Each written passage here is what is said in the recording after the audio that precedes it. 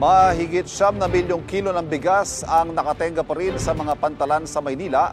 Ayon sa Bureau of Customs at sa Department of Agriculture, posibleng hinihintay muna ng mga importer na magmahal ang presyo ng bigas bago ilabas ang mga inangkat nilang stock. May unang balita si Maki Pulido.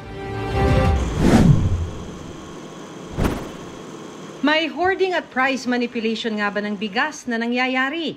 Dapat daw itong imbestigahan, sabi ng grupong Bantay Bigas, dahil nakapagtataka daw na itinetenga ang ilang milyong kilong inangkat na bigas ng mga rice importer sa halip na idiretsyo at ibenta agad sa merkado.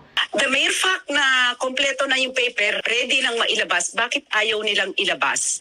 Napakataas ang presyo ng bigas sa merkado. May 30 araw para ilabas ang inangkat na bigas sa mga pantalan matapos mabigyan ng customs clearance bago ito ideklarang abandoned. Sabi ng Bureau of Customs, baka sinasamantala ito ng mga rice importer. That's what we're looking into also. Kasi we don't want a situation where they will also use those 30-day period to unduly keep their inventories at the hope of actually creating a false supply issue and therefore spiking up the prices. Hindi pa masabi sa ngayon ng Department of Agriculture kung ano ang aksyon ng ahensya sa mga importer ng bigas. Pero ang pagkakapaliwanag daw sa kanila ng Philippine Ports Authority o PPA, naghihintay ang mga rice importer ng magandang presyo bago ilabas ng pantalan ang rice stock. Sabi rin nila na posible na naghihintay sila ng mas magandang presyo bago ilabas dahil mas mura yung binabayaran ng consignee kung na doon sa pantalan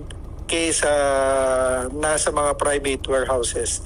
Mula 888 container vans ng bigas as of September 24, sabi ng Department of Agriculture, wala na sa kalahati ang nasa mga pantalan pa. Maglalabas ng datos ng Philippine Ports Authority kung ilang container ang pwede nang kumpiskahin dahil lagpas 30 days na sa pantalan. Pero sa inisyal na datos ng DA, 2 container o 54,000 kilos dito ay may tuturing ng abandoned.